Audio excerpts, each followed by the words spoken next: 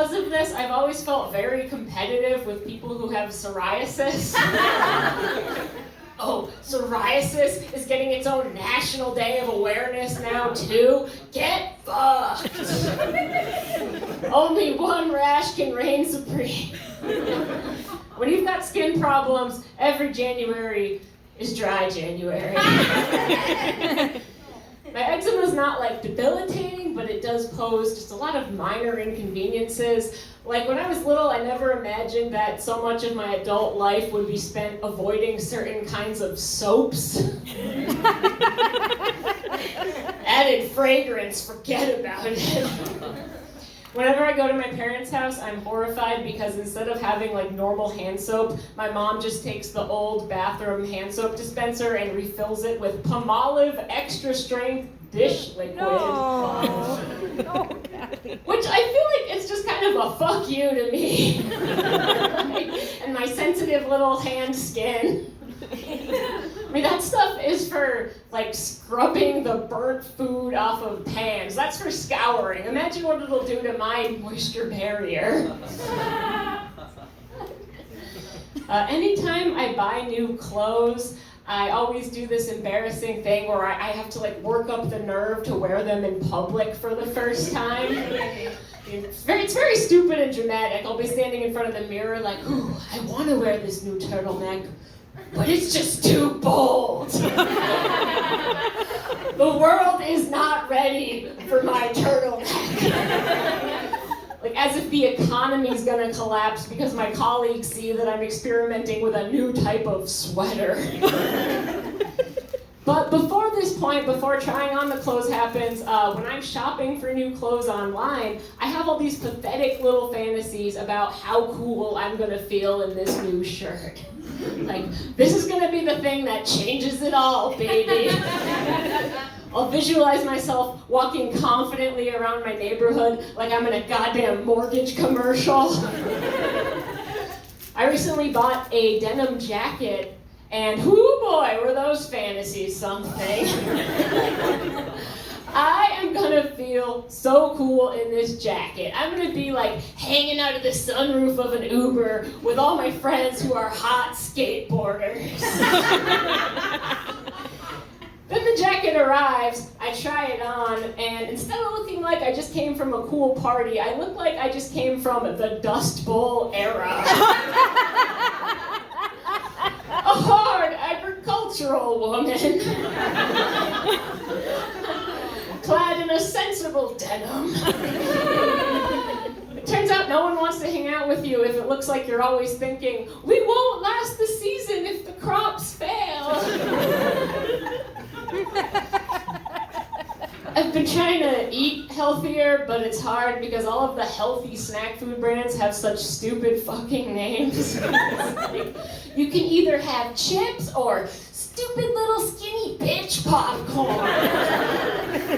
Available in flavors like smoky buffalo self-hatred. Comes with a body-shaming note from your mother on the back. There's actually a real diet ice cream brand out there called Skinny Cow. Have you guys seen this? Because yeah, that's what women want. A dessert named after sickly livestock. I imagine some farm where the farmers are like, oh shit, what are we gonna do with all these skinny cows? The meat's all fucked up. I know, let's put their weird milk in the women's desserts. I actually did sign up for a farm share recently. I know, doing my part. And they give you all these different kinds of fruits and vegetables. You're supposed to be so impressed by the variety. But I'm convinced that they just make some of these vegetables up. Like this week, they had the gall to hand me a couple tiny heads of kale and say, oh, these are our kalettes. Bullshit. That is just regular kale that you grew wrong. That is just some propaganda from big, small agriculture. I know I was just making fun of Dust Bowl fashion a minute ago, but I actually think the farmers at the markets around here are like weirdly hip and intimidating. They all look like they're from both the 90s and the 1700s at the same time. Like, they wear cool overalls, but they actually need them for their job. Not like me when I'm in my overalls, looking like a dollar store version of Zooey Deschanel. Zoe's cute and weird. I'm just weird. Zoe plays the ukulele. I played clarinet and marching band. Zoe's like, check out my new vintage dress. I'm like, check out my new rash. It's gonna be expensive.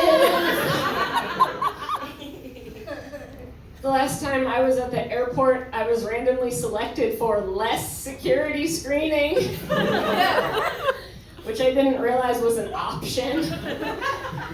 The TSA guy must have saw me and been like, nah. This bitch over here with the glasses who probably has an Etsy page and a thing for owls. She ain't blowing up no plane. Don't bother checking her suitcase. It's probably full of ukuleles and shitty art. So he pulled me out of the line for the 3D body scanner and was like, ma'am, you're all set. Just walk through this rickety, bare bones metal detector over here instead. I walk through, the alarm goes off, and he goes, it's probably just your little hair clips or something. Keep walking. And I realize that situation is a privilege, but it sure made me feel like a wimpy loser. Some of my middle-aged coworkers are disappointed that I don't want to have kids, which is weird. It feels really weird when people you barely know expect you to completely change your life around to do something you've just never been interested in. Like, that would be like if I picked a random job and then acted real condescending towards anyone who didn't have that exact job. Like, well, Sarah, I'm glad to hear you're doing well, but I just think you'd be so much more fulfilled as a woman if you were an accountant. I know you say you don't like spreadsheets, but it's different when they're your own. The clock is ticking, Sarah. You know that after age 35, it is much more difficult for a woman to get her CPA license. I used to work at a software company, and there weren't that many other women in my group. One day we had a team meeting, and all of the women in the meeting just happened to get to the conference room first. We're very punctual. And then when the first man, our dumbass boss Doug, walked in, he looks around at us and goes, "Whoa, all women? Where am I? The Playboy Mansion?" Like, I wanted to be mad, but all I could think was, is that really the only other time he's seen multiple women in a room before? Like, no, Doug, this is not the Playboy Mansion. This is Conference Room C, where the women are fully dressed in thick layers of sensible separates from Ann Taylor Law. But now whenever I walk into a meeting full of men, which is all the time, now I want to like make some shitty little comments like that. Like, whoa, gentlemen, what do we have here? The bench outside Bath and Body Works? During the semi-annual sale? Holy shit, there are so many men in here. Where am I? A war?